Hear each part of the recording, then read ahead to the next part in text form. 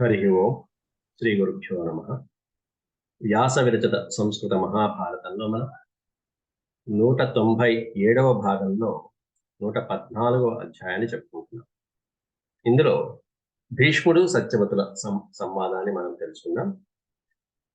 భీష్ముడు మహర్షుల యొక్క వృత్తాంతాన్ని చెప్పి పూర్వం క్షత్రియులు బ్రాహ్మణోత్తముల ద్వారా ఎలా వంశాన్ని వృద్ధి చేసుకున్నారు అనేటువంటి విషయాన్ని ప్రస్తావించాడు. అందువలన ఈ విధంగా కురువంశాభివృద్ధి ఆగిపోయినటువంటి విచిత్ర వీరుని తర్వాత ఆ కురువంశాభివృద్ధి ఎలా జరుగుతుంది అనేటువంటి దానికి ఇక్కడ ఒక ఆలంబన ఈ పాఠంలో మనం తెలుసుకుంటాం. ముందుగా ప్రార్థన చేసుకుని ప్రారంభిద్దాం. ఈ పాఠంలో మనకి సత్యవతీదేవి వ్యాసుడి యొక్క పరిచయాన్ని భీష్ముడికి తెలియజేస్తుంది. ఇంతవరకు వ్యాసుడి గురించి, ఈ సత్యవతీదేవికి వ్యాసుడు పుట్టాడు, ఈమెకు పుట్టినటువంటి పెట్టే అనేటువంటిది భీష్ముడికి తెలియదు. ఆ విషయాన్ని మొదటిసారి ఈ అధ్యాయంలో ప్రస్తావించడం జరుగుతున్నది భీష్ముడి తల్లి అయినటువంటి సత్యవతీదేవి. ముందు ప్రార్థన చేద్దాం. ఓం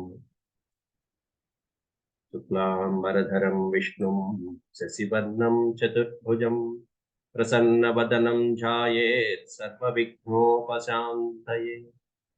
వ్యాసం వసిష్ఠనప్తారం శక్తేః పౌత్రమకల్మషం పరాశరాత్మజం వందే సుఖతాతం తపోనిధిం. వ్యాసాయ వ్యాసరూపాయ విష్ణవే నమో వై బ్రహ్మనిధయే వాసిష్ఠాయ నమో నమః. నారాయణం నమస్కృత్య నరం చైవ నరోత్తమం దేవీం సరస్వతీం వ్యాసం తతో జయముదీరయే. ఆది పర్వంలో 114వ అధ్యాయం ప్రారంభించుకుంటున్నాం. దీంట్లో ముందుగా భీష్ముడు నిన్న 2 గాథలలో ఉపాఖ్యానాలను బ్రాహ్మణుల ద్వారా క్షత్రియ వంశాభివృద్ధి ఎలా కలిగింది అనేటువంటిది ఉదహరిస్తూ, అమ్మ ఈ ఉపాయంతో అంబికకి అంబాలికలకి సంతానోత్పత్తి కలిగించి మన వంశాన్ని నిలబెట్టుకోవచ్చు, ఆలోచించుకో నీకు నువ్వు అని చెప్పి ఒక ఉపాయాన్ని చెప్పాడు. అది కూడా ధర్మ సూక్ష్మం, అది వేద ధర్మ సూక్ష్మం అని చెప్పాడు. భీష్మ ఉవాచ పునర్భరత వంశస్య హేతుం సంతాన వృద్ధి కోసం అని చెప్పి కారణం, ఏ కారణమైతే ఉపయోగపడేటువంటి కారణం ఏదైతే ఉందో అటువంటి ధర్మాన్ని, అది కూడా పునర్భరత వంశస్య సంతాన వృద్ధయే, మళ్ళీ తిరిగి భరత వంశం మళ్ళీ సంతాన వృద్ధి కలగటం కోసం అని చెప్పేసి వక్ష్యామి నియతం మాతస్తన్మే నిగదత శృణు. వక్ష్యామి నియతం, ధర్మ సూక్ష్మమైనటువంటి దాన్ని నేను చెప్తున్నాను వినమ్మా అని చెప్పి. ఏమిటదంటే బ్రాహ్మణో గుణవాన్ కశ్చిత్ ధనేన ఉపనిమంత్రియతాం. ఒక గుణవంతుడైనటువంటి బ్రాహ్మణుని తీసుకొచ్చి అతనికి కావలసిన ధనమో ఇంకోటో ఏం కావాలో అది ఇచ్చి మనకి కావలసినటువంటి సంతాన క్రమాన్ని మనం పొందటం అనేటువంటిది ధర్మబద్ధమైనది. విచిత్ర వీర్య క్షేత్రేషు అనే పదానికి అర్థం అంటే భార్యల యందు అని. ఇక్కడ విచిత్ర వీరిని భార్యలైన అంబాలికల యందు క్షేత్రం అంటే. విచిత్ర వీర్య క్షేత్రేషు యః సముత్పాదయేత్ ప్రజా, ఏ బ్రాహ్మణుడి ద్వారా అయితే ప్రజాహ సముత్పాదయే సంతానం కలుగుతుందో అటువంటి బ్రాహ్మణుని చూసుకుని ఆ బ్రాహ్మణుడికి కావలసినటువంటివి ఏవైతే ఉంటాయో అవి మనం సమర్పించుకోవటం అనేటువంటిది ఇది ధర్మసమ్మతమైనటువంటి విషయం అని చెప్పాడు. ఇక్కడ వక్ష్యామి నియతం మాతస్తన్మే నిగదత శృణు అంటూ ఈ విషయాన్ని చెప్పాడు. దీనికి ఆవిడికి నమ్మకం కలగడం కోసం ధర్మంగా పూర్వకాలంలో జరిగినటువంటి ఋషి వృత్తాలు నిన్న చెప్పుకున్నాం మనం. ఉతజ్జుని యొక్క, అంటే బృహస్పతి సోదరుడైనటువంటి ఉతజ్జుని కుమారుడు ఔతజ్జుని యొక్క ఆఖ్యానము, పరశురాముడి ఆఖ్యానము మనం చెప్పుకున్నాం. అందువల్ల ఇక్కడ ఈ విషయంలో ఈ సర్గలో ఒకే ఒక శ్లోకంలో చెప్పేశాడు విషయం అంతా. అమ్మా ఇది సంగతి, కాబట్టి బ్రాహ్మణుడు చూసుకో, అంతేగాని నేను వివాహం చేసుకోవడం ప్రసక్తి లేనే లేదు అంటూ ఈ కింద మళ్ళీ కొన్ని శ్లోకాలు అంతకు ముందు చెప్పినవి, ఆ ఆఖ్యానాలకు ముందు చెప్పినటువంటి శ్లోకాలే మళ్ళీ చెప్తున్నాడు. భీష్మస్య తు వచశ్రుత్వా ధర్మహేతు అర్థ సంహితం. అర్థవంతమైనటువంటి ధర్మబద్ధమైనటువంటి ఆ భీష్ముడి యొక్క వచనాలు శ్రుత్వా విని మాతా సత్యవతి భీష్మం పునరేవాభ్యభాషత. తల్లి మళ్ళీ భీష్ముడితో అంటుంది, ఔతథ్యమధికృత్యేదం అంగం చ యదుదాహృతం పౌరాణి శృతిరిత్యేష ప్రాప్త కాలమిదం కురు. అయినా ఔతథ్యుని యొక్క చరిత్ర చెప్పావు, ఔతథ్యుని యొక్క భార్య ఏం చేసిందో ఆ కథలు ఏవైతే ఉన్నాయో అవన్నీ కూడా యదుదాహృతం, నువ్వు ఉదహరించినటువంటి ఆఖ్యానాలు ఏవైతే ఉన్నాయో అవన్నీ చెప్పావు, నాకు చక్కగా బోధపడింది. కాబట్టి ప్రాప్త కాలమిదం కురు, సమయానికి తగ్గట్టుగా నువ్వే ఆలోచించుడు అయినా. ప్రాప్త కాలం ఇదం కురు. త్వం హి పుత్ర కులస్యాస్య, నువ్వే ఈ వంశానికి అందరికి, అస్య కులస్య త్వం హి పుత్ర ఏవ, నువ్వే ఈ వంశానికి పెద్ద కుమారుడు. జ్యేష్ఠ శ్రేష్ఠశ్చ భారత, నువ్వే పెద్దవాడివి, నువ్వే శ్రేష్ఠుడైనటువంటి వాడి కుమారులను. కాబట్టి యథాచతే పితుర్వాక్యం మమ కార్యం తదానఘ, నీ తండ్రి యొక్క వాక్యానికి అనుగుణంగాను అలాగే నేను అనుకుంటున్నటువంటి కార్యానికి కూడా భంగం కలగకుండాను నువ్వు ఏది చేస్తే బాగుంటుంది అని నీకు అనిపిస్తుందో అది చేయను ఆయన. నీ సోదరుడి గురించి నీకు తెలుసు కదా. మమ పుత్రస్తవ భ్రాత యవీయాన్ సుప్రియశ్చతే, ఈ శ్లోకం అంతకు ముందు వచ్చింది. నా కుమారుడు నీకు సోదరుడు అయినటువంటి యవీయాన్ సుప్రియశ్చతే, నీకు బాగా ఇష్టమైనటువంటి వాడు ఎవరు? ఆ విచిత్ర వీర్యుడు. బాలయేవ గత స్వర్గం భారతో భరతర్షభ, చిన్న వయసులోనే స్వర్గానికి వెళ్ళిపోయాడు భరత ఋషభుడైనటువంటి ఆ విచిత్ర వీరుడు. బాలయేవ గత, యవ్వనంలో ఉండగానే స్వర్గానికి వెళ్ళిపోయాడు. పెళ్ళైనటువంటి 7 సంవత్సరాలకి క్షయవ్యాధి వచ్చి విచిత్ర వీరుడు మరణించడం జరిగింది. ఇమే మహిష్యౌ, మహిష్యౌ అంటే ద్వివచనం, మహిష్యౌ.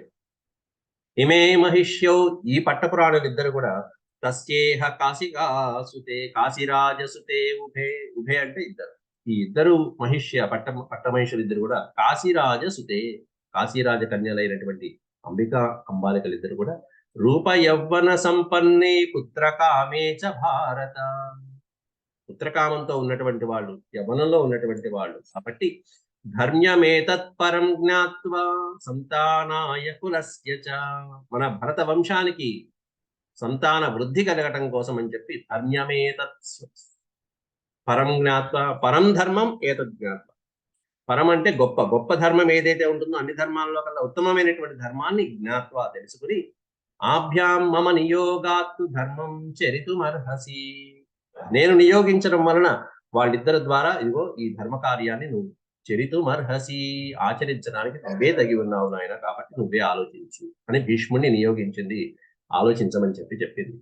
భీష్మ ఉవాచ అసంశయం పరో ధర్మ త్వయా మాతః ప్రకీర్తితః, అమ్మా నీకు తెలియని ధర్మం ఏముందమ్మా, నువ్వు ధర్మవేత్తల్లో పరో ధర్మ త్వయా, గొప్ప ధర్మాత్మురాలివి నీవు, అన్ని ధర్మాలు తెలిసినటువంటి వాడు. అసంశయం, ఇందులో సందేహమే లేదు.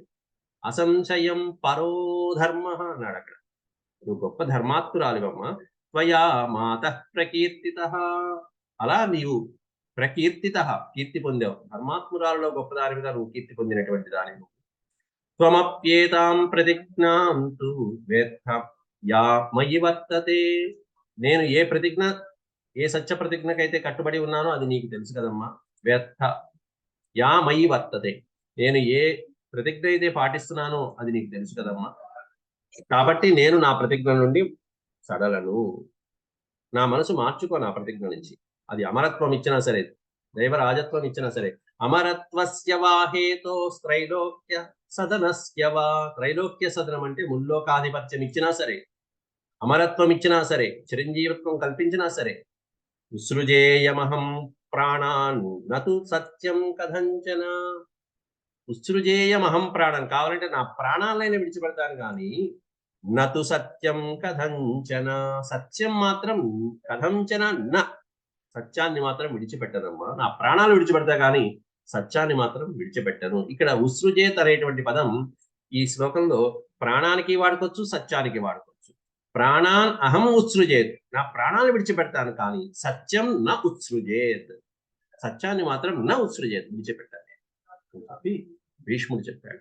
అప్పుడు సత్యవతి జానామి త్వయి ధర్మజ్ఞ సత్యం సత్య పరాక్రమ, నాయన సత్య పరాక్రమ, మహానుభావుడా, నువ్వు నీ సత్యం మీద నిలబడేటువంటి ఆ వాగ్ధాటి అదంతా నాకు తెలిసిన ఆయన. జానామి త్వయి ధర్మజ్ఞ సత్యం సత్య పరాక్రమ ఇచ్చం స్వమిహ లోకాం స్త్రీం సృజేహే అన్యాన్ అరిందమ. శత్రువుని మర్దించేటువంటి శక్తి కలిగినటువంటి నీవు నీ యొక్క తేజస్సుతో కావాలంటే ముల్లోకాలను కూడా సృజించేటువంటి శక్తి ఉంది నీకు కావాలంటే. ఇక్కడ ఇచ్చం స్వమిహ లోకాం స్త్రీం సృజే. లోకాన్ స్త్రీన్ సృజే అంటే సృష్టించడం. ముల్లోకాలని కావాలంటే నువ్వు సృష్టించగలవు. అది నీ యొక్క తేజస్సు, అది నీ గొప్ప. యథాతు నః కులం చైవ ధర్మశ్చ న పరా భవేత్. అయితే ఈ సందర్భంలో మనం ఆలోచించవలసింది ఏంటంటే, మన యొక్క వంశము మన ధర్మము సడలకుండా, మన వంశం వృద్ధి చెందాలి, ధర్మం సడలకుండా ఉండాలి, ధర్మం విడిచిపెట్టకుండా ఉండాలి. ధర్మాశ్చ న పరా భవేత్. ధర్మహాని కలగకుండా, ధర్మానికి అవమానం కలగకుండా, ధర్మహాని కలగకుండా కుల వృద్ధి కలిగేట్టుగా ఉండేట్టుగా. నహ కులం, నహ అంటే మన యొక్క వంశాభివృద్ధి కలిగేట్టుగా. సుహృదశ్చ ప్రహృష్టా స్యుస్తథాత్మం కర్తుమర్హసి. సుహృదశ్చ ప్రహృష్టాస్యు తథా త్వం కర్తుమర్హసి. నీ బంధువులు నీ స్నేహితులు మెచ్చుకునేటువంటి విధంగా ఆ ధర్మాన్ని ఆలోచించి నిర్ణయం తీసుకున్నాయన కుమారా అంటూ సత్యవతీదేవి భీష్ముడితో చెప్పింది. అప్పుడు మళ్ళీ భీష్ముడు కూడా త్వమేవ కుల వృద్ధాసి. ఏం చేయాలో భీష్ముడు అంతకుముందే చెప్పేశాడు. ఒక బ్రాహ్మణుడితో నియోగ విద్య ద్వారా ఈ విధంగా జరిపించని చెప్పేశాడు. మళ్ళీ వాళ్ళ యొక్క చర్చ మళ్ళీ. త్వమేవ కుల వృద్ధాసి గౌరవం తు పరం త్వయి. త్వమేవ కుల వృద్ధాసి. వృద్ధ అంటే వృద్ధురాలివి, గౌరవించదగిన పెద్దదాని నువ్వే అమ్మా మాకు అందరికీ కూడా. కుల వృద్ధాసి, వంశంలో అందరికంటే పెద్దదాని నువ్వే అమ్మా. త్వమేవ కుల వృద్ధాసి గౌరవం తు పరం త్వయి. నీ యందు మాకు చాలా గౌరవం ఉంది. పరం అనే పదానికి అర్థం గొప్ప గౌరవం. అందరూ ఇక్కడ నీకు చాలా గౌరవం ఇస్తూ ఉంటారు. నీ యందు మా అందరికీ కూడా గౌరవ భావాలు ఉన్నాయి. సోపాయం కుల సంతానే వక్తుమర్హసి నః పరం. కాబట్టి సోపాయం అనేది విడతీస్తే స ఉపాయం, ఒక చక్కటి గొప్ప ఉపాయం ఏదన్నా ఇక్కడ చివరిలో ఆ పదం చివరిలో, వాక్యం చివరిలో పరం అని ఉంది. పరం ఉపాయం, గొప్ప ఉపాయాన్ని నువ్వు మాకు సూచించు. కుల సంతానే వక్తుమర్హసి. మన వృద్ధి కులాభివృద్ధి జరగటం కోసం, సంతానంతో వృద్ధి జరిగేట్టుగా వక్తుమర్హసి, నీవే చెప్పడానికి తగి ఉన్నావు. స్త్రియో హి పరమం గుహ్యం ధారయంతి సదా కులే. గర్భధారణ ద్వారా ఉత్తమమైనటువంటి వంశాన్ని కనేటువంటి స్త్రీలు ఎంతో పరమ గుహ్యంగా ఉంటూ ఉంటారు. చక్కగా ఆ భారాన్ని ధరించేది ధారయంతి సదా కులే. వంశాభివృద్ధిని ధరించేది స్త్రీలే. పురుషాంశ్చైవ మాయాభిర్వహ్వీభిరుపగృహ్ణతే. ఈ పురుషుల ద్వారా స్త్రీలు సంతానం పొంది వంశాభివృద్ధిని కలిగిస్తూ ఉంటారు. అట్లాంటిది సా సత్యవతి, ఓ అమ్మా సత్యవతి, సా సత్యవతి సంపస్య ధర్మం సత్యపరాయణే యథా నజహ్యాం సత్యం చ నసీదేచ్ఛ కులం హినః. ఈయన కూడా అదే మాట చెప్తారు. సత్యవాక్యం జవదాటకుండా, ధర్మం హాని కలగకుండా, అలాగే మన వంశానికి ఎటువంటి హాని కలగకుండా మన వంశాభివృద్ధి కలిగేటువంటి ఉపాయం నువ్వే చెప్పమ్మా అని చెప్పి ఈయన సత్యవతితో అంటే, అప్పుడు అంటే ఇప్పటిదాకా చెప్దామా వద్దా అనుకుంటున్నటువంటి తల్లి సత్యవతి ఇప్పుడు అసలు విషయాన్ని బయట పెడుతున్నది. ఇంతకాలం ఆ సత్యవతికి వివాహాత్ పూర్వం వ్యాస మహర్షి జన్మించాడు అనేటువంటి విషయం ఎవరికి తెలియదు. ఇప్పుడు మొదటిసారిగా అవసరం వచ్చిన సందర్భంలో, వ్యాసుణ్ణి పిలవవలసి వచ్చినటువంటి సందర్భంలో, అంటే ఇప్పుడు ఆయన చెప్పినటువంటి ధర్మవాక్యం ఏంటంటే, అంబికా అంబాలికల యందు నియోగ వృత్తి ద్వారా ఒక బ్రాహ్మణుడికి కావలసింది ఇచ్చి వాళ్ళ ద్వారా సంతానాన్ని పొందుదాం అనే ఉపాయం చెప్పారు. మరి వేరొక బ్రాహ్మణుడు ఇంకో బ్రాహ్మణుడి కంటే మహర్షి వ్యాస మహర్షి ఉన్నారు కదా, కాబట్టి ఈయన పిలుద్దాము. వరుస కూడా సోదరుడి వరుస కాబట్టి ఆయన పిలుద్దామనన్నా అని చెప్పి చెప్పడానికి ముందు ఆ వ్యాసుడు ఎలా పుట్టాడు అనేటువంటి వివరాలు ఇస్తున్నది ఇక్కడ తల్లి సత్యవతి. తతః సత్యవతి భీష్మం వాచా సంసజ్జమానయ కాస్త బిడియపడుతూ భీష్ముడితో తన యొక్క వచనములు ఈ విధంగా పలుకుతున్నది. విహసంతీవ సవ్రీడమిదం. సవ్రీడం సిగ్గుపడుతున్నటువంటి, కొంచెం ముసిముసి నవ్వులు నవ్వుకుంటూ, విహసంతీవ చెప్పాలా వద్దా అనేటువంటి కాస్త ఇదిగాను ఉన్నది, అనుమానంగాను ఉంది. సవ్రీడం సిగ్గుపడుతూనే వచనమబ్రవీత్ ఈ విధంగా వచనాలు చెప్తుంది. ఎందుకంటే భీష్ముడి మీద నమ్మకంతో. సత్యమేతన్ మహాబాహు యథా వదసి భారత. ఓ భారత, భరతవంశంలో శ్రేష్ఠుడా భీష్మ, యథా వదసి, నేను ఏదైతే పలుకుతున్నానో అదంతా కూడా సత్యమేతన్ మహాబాహు. ఓ మహానుభావ, మహాబాహు, అంతా ఇప్పుడు నేను చెప్పేదంతా సత్యవాక్యాలు చెప్తున్నాను, విను నాయన. అది కూడా ఎందుకు చెప్తున్నాను? విశ్వాసాత్ తే ప్రవక్ష్యామి. తే అనే పదం ఉంది అక్కడ. విశ్వాసాత్ తే అంటే నీ యందు ఉన్నటువంటి నమ్మకం, నీ యందు ఉన్నటువంటి విశ్వాసంతో ప్రవక్ష్యామి, ఇది నీకు చెప్తున్నాను. విశ్వాసాత్ తే ప్రవక్ష్యామి సంతానాయ కులస్య నః. అది కూడా మన సంతానం వృద్ధి కలగటం కోసం, మన వంశాభివృద్ధి కలగటం కోసం, సంతానాభివృద్ధి కలగటం కోసం నీ మీద నమ్మకంతో ఒక విషయం చెప్తున్నాను. నతే శక్యమనాఖ్యాతుం ఆపదర్థం తదావిధం. ఇటువంటి ఆపద పరిస్థితుల్లో నీకు ఈ విషయాన్ని చెప్పకుండా ఉండలేదు. అత్యవసరమైనటువంటి పరిస్థితి, అది ఆపదర్థం అంటే. అత్యవసరమైనటువంటి పరిస్థితుల్లో ఈ విధంగా దాచుకోవడం అనేది మంచిది కాదు. నతే శక్యమనాఖ్యాతుం. ఆఖ్యాతం అంటే చెప్పడం, అనాఖ్యాతం అంటే చెప్పకుండా ఉండడం. నశక్యం, నాకు సాధ్యం కాదు ఇటువంటి సందర్భాలు, కాబట్టి చెప్పేస్తున్నాను. ఇంతకాలం చెప్పకుండా ఉంచాను, ఇప్పుడు చెప్పేస్తాను. త్వమేవ నః కులే ధర్మస్త్వం సత్యం త్వం పరాగతి. ఎందుకంటే నీవే మన వంశంలో గొప్పవాడివి. నః కులే, మన కులంలో, మన భరత వంశంలో ధర్మహాత్వం, ధర్మాత్ముడివి నువ్వే. సత్యపరాయణుడివి నువ్వే. త్వం పరాగతి, ఉత్తమోత్తమైనటువంటి గతిని సంపాదించేటువంటి వాడి, పొందగలిగినటువంటి వాడి నువ్వే నాయన. కాబట్టి నీకు చెప్పవలసినటువంటి విషయం ఇప్పుడు సమయం ఆసన్నమైంది. యత్వం వక్ష్యసి తత్కార్యం అస్మాభిరితి మే మతి. తస్మాన్ నిస్సంశయం సత్యం మే కురుష్వ యదనంతరం. శృణు భీష్మ వచో మహ్యం ధర్మార్థ సహితం హితం. ధర్మ అర్థ సహితమైనటువంటి హితవచనాలు వినునాయన చెప్తాను. ధర్మార్థ సహితం హితం. యత్వం వక్ష్యసి తత్కార్యం. నువ్వేదైతే చెప్పావో ఇందారా, ఆ కార్యానికి తగినటువంటి పని నేను చెప్తున్నాను. ఒక బ్రాహ్మణుడి ద్వారా వీళ్ళ యందు సంతానాన్ని పొందటం అనే ఉపాయం ఏదైతే చెప్పావో దానికి తగినటువంటి ఉపాయాన్ని నేను చెప్తున్నాను. యత్వం వక్ష్యసి తత్కార్యం అస్మాభిరితి మే మతి. ఇది మనకి సంబంధించినటువంటిది అని నా ఉద్దేశం. అందువలన నచ విశ్రంభకథితం భవాన్ సూచితుమర్హస్తి. భవాన్ సూచితుమర్హతి. నువ్వేదైతే సూచించావో, నువ్వేదైతే చెప్పావో దానికి సంబంధించినటువంటి ఒక అంశం నీకు తెలిసిందే కదా. ఒకసారి నచ విశ్రంభకథితం భవాన్ సూచితుమర్హసి. యస్తు రాజా వసుర్నామ శృతస్తే భరతర్షభ. ఓ భరతవంశంలో శ్రేష్ఠుడా, గొప్పవాడా. శృతః తే. తే శృతః అంటే ఇది ఎట్లా ఉంటుందంటే ఈ పదం నమస్తే అన్నట్టుగా ఉంటుంది. శృతస్తే, నమః ప్లస్ తే నమస్తే, నీకు నమస్కారం అని చెప్పడం. నమస్తే అంటే. శృతస్తే అంటే నువ్వు వినే ఉంటావు అని చెప్పడం. నువ్వు బాగా తెలిసినటువంటిదే. ఎవరు తెలిసినటువంటి వాళ్ళు ఎవరు? రాజా వసుహు నామ. వసు అనేటువంటి, ఉపరిచర వసు అనేటువంటి పేరు గల వసువు, అటువంటి రాజు నీకు తెలుసు, నువ్వు వినే ఉంటావు అని చెప్పి చెప్తున్నావు. యస్తు రాజా వసుర్నామ శృతస్తే భరతర్షభ. తస్య శుక్లాదహం మత్స్యాధృతా కుక్షౌ పురాకిల. అటువంటి వసు మహారాజు యొక్క శుక్లము నుండి నేను మత్స్యకన్యగా జన్మించాను.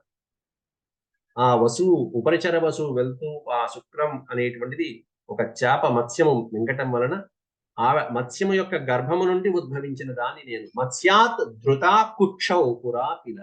పూర్వం ఆ శుక్లాన్ని ధరించినటువంటి ఒక మత్స్యము, ఆ శుక్లాన్ని ధరించడము, ఆ మత్స్యము యొక్క కుక్షి నుండి నేను ఉద్భవించడం జరిగింది. శుక్లాత్ అహం. అహం అంటే నేను, నేను ధరించబడ్డాను ఆ చేప గర్భము ద్వారా. నా తల్లిని ఇదిగో ఈ దాసరాజు పట్టుకున్నాడు, చేపలు ఎటువంటి దాసరాజు. మాతరం మే జలాధృత్వా దాశ పరమధర్మవిత్. పరమధర్మాత్ముడైనటువంటి దాసరాజు, నా తండ్రి దాసరాజు. జలాత్ ధృత్వా మాతరం, నా తల్లి నాకు జన్మనిచ్చినటువంటి ఆ మత్స్యాన్ని జలము నుండి ధరించి పట్టుకుని ఈ దాసరాజు ఇదిగో నన్ను బయటికి తీయటం జరిగింది. మాంతు స్వగృహమానీయ దుహితృత్వే అభ్యకల్పయత్. ఆ మత్స్యం ఏమన్నా ఆ రూపాన్ని వదిలిపెట్టి తన పూర్వ రూపాన్ని ధరించేసింది మా తల్లి. నేనేమన్నా ఇదిగో ఈ దాసరాజు చేత ఆయన గృహంలో పెంచి పెద్దగా ఈ విధంగా పెరిగి పెద్దదాన్నయ్యా. మాంతు స్వగృహమానీయ, నన్ను దాసరాజు ఇంటికి తీసుకువెళ్ళి దుహితృత్వే అభ్యకల్పయేత్, తన పుత్రికలాగా పెంచడం జరిగింది. దుహిత అనే పదానికి అర్థం కుమార్తె, పుత్రిక. తన కన్న కూతురులాగా పెంచి పెద్ద చేశాడు. దుహితృత్వేభ్యకల్పయత్ ధర్మయుక్తస్స ధర్మేణ పితా చాసీత్ తతో మమ. ధర్మయుక్తః స ధర్మేణ పితా చాసీత్ తతో మమ. ధర్మాత్ముడైనటువంటి ఆయనే నాకు సకల ధర్మాలని నేర్పించినటువంటి వాడు నా తండ్రి. మమ పితాచ ఆసీత్, నాకు తండ్రిగా అయ్యాడు ఆ దాశరాజు. ధర్మయుక్తస్య ధర్మార్థం పితురాసీత్ తరీ మమ. కాబట్టి అట్లా ధర్మార్థంగా చక్కగా ధర్మయుక్తంగా పెంచినటువంటి నా తండ్రి, ఆ తండ్రికి ఉపకారం చేయడం కోసం, ఆయన చెప్పినట్టు నడుచుకోవడం కోసం నేను ఆయనకి సహాయంగా నేనేం చేశానంటే పితురాసీత్ తరీ మమ. తరి అంటే నావ నడుపుతూ ఆయనకి సహాయంగా చేదోడు వాదోడుగా నేను కూడా సహకరిస్తూ ఉన్నాను. ధర్మయుక్తస్య ధర్మార్థం పితురాసీత్ తరీ మమ. ఆ ధర్మార్థం కోసం తండ్రికి సహాయంగా నేను కూడా పడవ నడుపుతూ యమునా తీరంలో నేను ఇలా విహరిస్తుంది, ప్రయాణికుల్ని ఇటు అటు చేరవేస్తూ ఉండేదాన్ని. అలాంటి ఒక సమయంలో సా కదాచిదహం తత్ర గతా ప్రథమ యౌవనం, నేను యుక్త వయసులో వచ్చేటప్పటికి యవ్వన వయసుకు చేరుకునేటువంటి మొదటి రోజుల్లో అథ ధర్మవిదాం శ్రేష్ఠ పరమర్షి పరాశరః ఆజగామ తరీం ధీమాన్ స్తరిష్వన్ యమునాం నదీం. అథ ధర్మవిదాం శ్రేష్ఠ, ధర్మాత్ములలో శ్రేష్ఠుడు, ధర్మ విషయాలన్నీ తెలిసినటువంటి పండితుల్లో శ్రేష్ఠుడైనటువంటి పరాశర మహర్షి. పరమర్షి పరాశరః, పరాశరం పరమ మహర్షి, పరమర్షి అన్నాడు, గొప్ప ఋషి అయినటువంటి పరాశర మహర్షి ఆజగామ వచ్చాడు. ఎక్కడికి వచ్చాడు అంటే యమునా నది తీరానికి వచ్చాడు. ఈ తీరం నుంచి ఆ తీరానికి వెళ్ళాలి కాబట్టి తరీం, తీరం దాటాలి. తరీం అంటే ధీమాన్ తరిష్వన్ యమునాం నది. ఆ ధీమంతుణ్ణి యమునా నది తీరానికి అటువైపు తీరం దాటించడం కోసం అని చెప్పేసి ఆయన నావ ఎక్కడం జరిగింది. స తార్యమానో యమునాం, తార్యమాణ అనే పదానికి అర్థం దాటుతున్నటువంటి, ఆ యమునని దాటుతున్నటువంటి సమయంలో తార్యమానో యమునాం మాముపేత్య అబ్రవీత్ తదా, పడవలో మాం ఉపేత్య నన్ను సమీపించి అబ్రవీత్ తదా, ఈ విధంగా అన్నాడు పరాశర మహర్షి ఆ మత్స్యగంధితో అన్నటువంటి మాటలు. ఏమని చెప్పాడు? సాంత్వపూర్వం మునిశ్రేష్ఠ కామార్తో మధురం వచః. సాంత్వపూర్వమైనటువంటి వచనాలతో, శాంతిగా మధురమైనటువంటి వాక్కులతో కామార్త మునిశ్రేష్ఠ, కామభావాలు కలిగినటువంటి ఆ మునిశ్రేష్ఠుడు పరాశర మహర్షి ఆ రోజు ఆ సమయంలో ఉక్త్వా జన్మకులం మహ్యం, నాకు ఆయన యొక్క జన్మం, ఆయన యొక్క ఉత్తమమైనటువంటి పవిత్రమైనటువంటి జన్మ గురించి చెప్పి, అంతేకాకుండా నా యొక్క జన్మ రహస్యాన్ని కూడా చెప్పి నా కోసం నాసి దాససుతేతి చ, దాససుతేతి నా అసి, నువ్వు దాశరాజు కుమార్తెవి కాదు అని నా యొక్క జన్మ వృత్తాంతం అంతా అప్పుడు చెప్పాడు. ఇదిగో నువ్వు వసువుకి సంబంధించినటువంటి దానివి, నీ పూర్వజన్మ ఇది కాబట్టి నువ్వు ఇట్లా అని చెప్పి నాసి దాససుతేతి చ ఆయన గురించి చెప్పుకున్నాడు. ఇటు పక్కనే ఉన్న తన యొక్క వివరాలు చెప్పేశాడు. తమహం శాపభీతాచ, మరి అంత తపశ్శక్తి కలిగినటువంటి ఆ మహర్షితో కాదంటే ఏమంటాడో, కోపిస్తాడో, ద్వేషిస్తాడో, శాపం పెడతాడో అనేటువంటి భయం ఓ పక్కనే ఉన్న తండ్రి భయం ఓ పక్కన, తండ్రికి చెప్పకుండా ఏం చేయకూడదు. తమహం శాపభీతాచ పితుర్భీతాచ భారత వరైరసుల భైరుక్త న ప్రత్యాఖ్యాతుముత్సహే. ఆ వయసులో నాకు అంతకంటే తెలియదు, నిజంగానే తెలియదు ఆ వయసులో ఎవరికి కూడా. ఇటేమన్నా తండ్రికి చెప్పలేదు అనేటువంటి శంక, అటేమన్నా మహానుభావుడు మహర్షి ఏమంటే ఏం చేస్తాడో తెలియదు, దుర్వాసుల్లో ఏ శాపం పెడతాడో తెలియదు అట్లాంటి వాడు కొంతమంది. కాబట్టి కానీ ఆ రోజు నేను ప్రత్యాఖ్యాతుముత్సహే నా ప్రత్యాఖ్యాతుముత్సహే అంటే ఏమి మాట్లాడలేకపోయానయ్యా, ఆ విధంగా చేశాడు ఆ మహర్షి. ఏం చేశాడే అంటే వరైరసుల భైరుక్త, అసాధ్యమైనటువంటి వరాలని కురిపించాడు నాకు. ఆ వరంతో అప్పటిదాకా చేపల కంపు కూడుతున్నటువంటి నా యొక్క శరీరం కాస్త సుగంధభరితమైనటువంటి అద్భుతమైనటువంటి సువాసనను వెదజల్లేటువంటి దేహాన్ని ప్రసాదించాడు. వరైరసుల భైరుక్త, ఎవరికి అసాధ్యమైనటువంటి వరాలని నాకు ఇచ్చి మళ్ళీ మారు మాట్లాడనీకుండా చేశాడు. న ప్రత్యాఖ్యాతుముత్సహే, ప్రేక్ష్యతాంస్తు మహాభాగాన్ పారావారే ఋషీన్ స్థితాన్. పారావారే ఋషీన్ స్థితాన్, అటు పక్కన ఋషులు ఉన్నారయ్యా చూస్తారేమో అని కూడా అప్పటికి నేను చెప్పాను. ఆ సమయాన్ని కూడా మార్చేశాడు, మొత్తం అంధకారం చేసి పారేశాడు మొత్తం యమునా తీరం అంతా. యమునా తీర విన్యస్తాన్ ప్రదీప్తానివ పావకాన్. ప్రదీప్తానివ పావకాన్, చక్కగా ప్రకాశవంతంగా ఉన్నటువంటి ఆ యమునా తీరాలు, ఆ అద్భుతమైనటువంటి వనాలన్నింటినీ కూడా అంధకారంగా ఎవరు చూడకుండా హాయిగా మంచు కప్పినట్టుగా కప్పేశాడు అనే యొక్క తపశక్తితో. పురస్తాదరుణశ్చైవ తరుణ సంప్రకాశతే ఏనైషా తామ్రవస్త్రేవ జౌకృతా ప్రవిజృంభితా ఏనైషా తామ్రవస్త్రేవ జౌకృతా. అత్యద్భుతమైనటువంటి ప్రకాశవంతమైనటువంటి తన యొక్క తేజస్సుని నాలో నిక్షిప్తం చేశాడు. ఉక్తమాత్రో మయా తత్ర నీహారమసృజత్ ప్రభు. మొత్తం అంత గాఢాంధకారం చేసి మొత్తం అంతా కావలసినటువంటి విధంగా ఎవరు చూడకుండా. పరాశర సత్య ధృతి ద్వీపే చ యమునాంభసి. యమునా అంభసి, అంభసి అంటే నీరు. ఆ యమునా నటి జలాల మధ్యలోనే పరాశర సత్యవతి ధృతి ద్వీపే. ధృతి ద్వీపే, ఆ ద్వీపనందే యమున సత్యవతి ధృతి, ఆ పరాశర మహర్షి యొక్క తేజస్సుని నింపుకున్నది. అభిభూయ సమాం బాలాం తేజసా వశమానయత్ తమసా లోకమావృత్య నౌగతామేవ భారత. మత్స్యగంధో మహానాసీత్ పురా మమ జుగుప్సిత. పూర్వం నేను ఎలా ఉండేదాన్ని, జుగుప్స కలిగించేటువంటి చేపల కంప కొట్టుకుంటూ మత్స్యగంధో మహాన్ ఆసీత్ పురా. పూర్వం నా యొక్క శరీరం అలా ఉండేది, శరీర గంధం అంతా కూడా జుగుప్స కలిగించేట్టుగా, యావగింపు కలిగించేట్టుగా ఉండేటువంటి నా యొక్క శరీరము, నా యొక్క సువాస ఆ చేపల కంపుల్ని తమపాస్య శుభం గంధం, శుభ్రమైనటువంటి గంధం, పరిమళాలతో వెదజల్లేటువంటి గంధాన్ని కలిగించాడు. ఇక్కడ తమపాస్య అంటే దాన్ని దూరం చేసి, ఆ యావగింపు కలిగించేటువంటి కంపుని దూరం చేసి శుభం గంధమిమం ప్రాదాత్ సమే ముని. ఆ ముని కాస్త నాకు ఇటువంటి శుభ్రమైనటువంటి సుగంధ ద్రవ్యాలని కలిగించేటువంటి శరీరాన్ని కలిగించాడు. తతో మామహ సమునిర్ గర్భముత్సృజ్య మామకం ద్వౌపే అస్యాయేవ సరితః కన్యేవ త్వం భవిష్యసి. ఆయన చెప్పినటువంటి మాట ఆ విధంగా ఆ రోజు సత్యవతితో కలిసి మునిర్ గర్భముత్సృజ్య మామకం, నా యందు గర్భాన్ని ధరించి ఆయన, అంటే నాలో ఆయన యొక్క తేజస్సుని విడిచిపెట్టి వెంటనే ఆయన చెప్పిన మాట ఏంటంటే, ద్వౌపే, ఈ ద్వీపంలో నువ్వు నా యొక్క తేజస్సును ధరించడం వలన కుమారుడు జన్మిస్తాడు. అంతేకాకుండా ఈ తీరము దాటిన మరుక్షణంలోనే నువ్వు మళ్ళీ కన్యగా మారిపోతావు అని చెప్పడం జరిగింది. ఏవ సరితః కన్యేవ త్వం భవిష్యసి. ఈ ద్వీపం నుంచి ద్వీపే అస్యా ఏవ, ఈ ద్వీపంలో ఉన్నంత వరకే నువ్వు ఇలా ఉన్నావు. ఈ ద్వీపం దాటంగానే సరితః కన్యేవత్వం భవిష్యసి, నువ్వు కన్యగానే ఉంటావు అని చెప్పి, అంటే ఆయన యొక్క తేజస్సు, ఆయన గొప్పదనంతో మళ్ళీ కన్యగా చేసి, ఇదంతా కూడా ఆవిడ యొక్క పూర్వజన్మ ఏమిటి, ఆ వృత్తాంతం అంతా తెలుసుకుని ఈవిడకి ఈ పిల్లవాడు జన్మించవలసి ఉన్నది కాబట్టి ఆ విధంగా మునులు ఆ విధంగా చేసి వెళ్ళిపోయారు.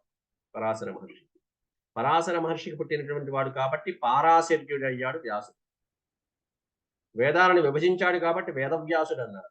ఇక్కడ కూడా చెప్తారు, అక్కడ కృష్ణ అనే పదానికి అర్థం. ద్వీపంలో పుట్టాడు కాబట్టి ద్వైపాయనుడు అయ్యాడు. బదరీవనంలో తపస్సు చేశాడు కాబట్టి బాదరాయనుడు అయ్యాడు. అలాగే ఇక్కడ కూడా వ్యాస, విస్తరించేటువంటి వ్యాపక గుణత్వం కలిగి ఉన్నటువంటి వాడు కాబట్టి ఇవన్నీ కూడా.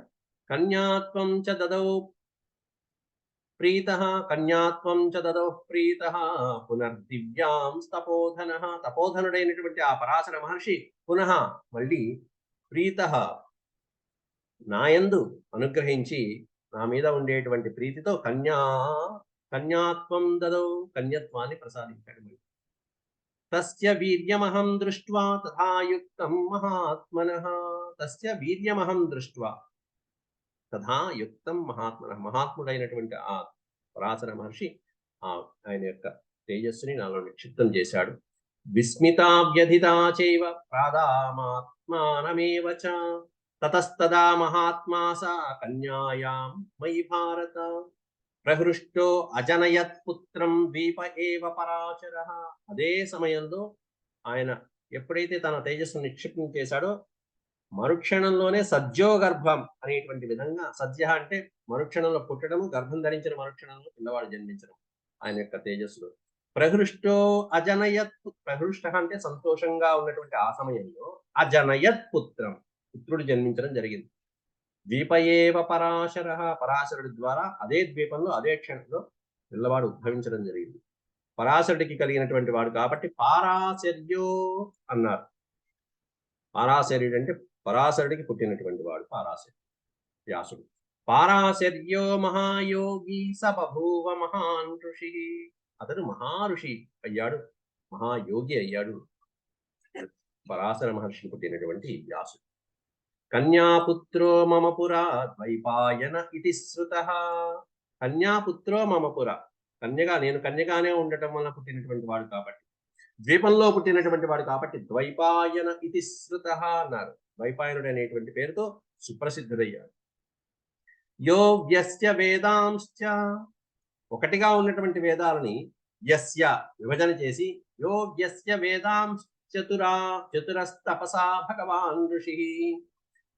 భగవాన్ ఋషి అయినటువంటి ఆ పారాశర్యుడు ఒకటిగా ఉన్నటువంటి వేదాలను చతురహ తపస, తన యొక్క తపశక్తితో 4 వేదాలుగా విభజించాడు కాబట్టి లోకే వ్యాసత్వమాపేదే కార్ష్ణ్యాత్ కృష్ణత్వమేవ చ. దాంట్లో లోకే వ్యాసత్వమాపేదే, లోకమంతా వ్యాపించి ఉన్నటువంటి శక్తి కలిగినటువంటి వాడు కాబట్టి వ్యాసుడు అనేటువంటి పేరు వచ్చింది. కార్ష్ణ్యాత్, కార్ష్ణ్యాత్ అంటే నల్లని తనమలు, పిల్లవాడు నల్లటి పిల్లవాడు. కార్ష్ణ్యాత్ కృష్ణత్వమేవ చ, అందువలన కృష్ణుడు అనేటువంటి పేరు కూడా తెచ్చుకున్నాడు. కృష్ణ ద్వైపాయనుడు, ద్వీపంలో పుట్టాడు ద్వైపాయనుడు, నల్లటి పిల్లవాడు కృష్ణ ద్వైపాయనుడు. ఈ విధంగా సత్యవాదీ సమపరస్తపస్వి దగ్ధకిల్బిష అంటూ ఇక ఆ వ్యాసుల వారి యొక్క గొప్పతనం చెప్పి, ఇలాంటి పుత్రుడు నాకు కలిగాడు నాయన, కాబట్టి నీకు ఇష్టమైతే, నువ్వు అనుమతిస్తే అతన్ని పిలిపిస్తాను, ఆ శక్తివంతుడైనటువంటి నా కుమారుణ్ణి పారాశర్యుణ్ణి పిలిపిస్తాను నాయన అంటూ సత్యవతీదేవి భీష్ముడికి నచ్చ చెప్పడం జరుగుతుంది. అది ఏమిటి అనేటివి ఇంకొక 35 శ్లోకాలు ఉన్నాయి. అవి రేపు పాఠంలో ముగించుకున్నాను ఈ అధ్యాయం. ఓం స్వస్తి. యదక్షరపద భ్రష్టం మాత్రాహీనం స యద్భవేత్ తత్సర్వం క్షమ్యతాం దేవనారాయణ నమోస్తుతే. ఓం సర్వం శ్రీకృష్ణార్పణమస్తు. ఓం నమో భగవతే వాసుదేవాయ.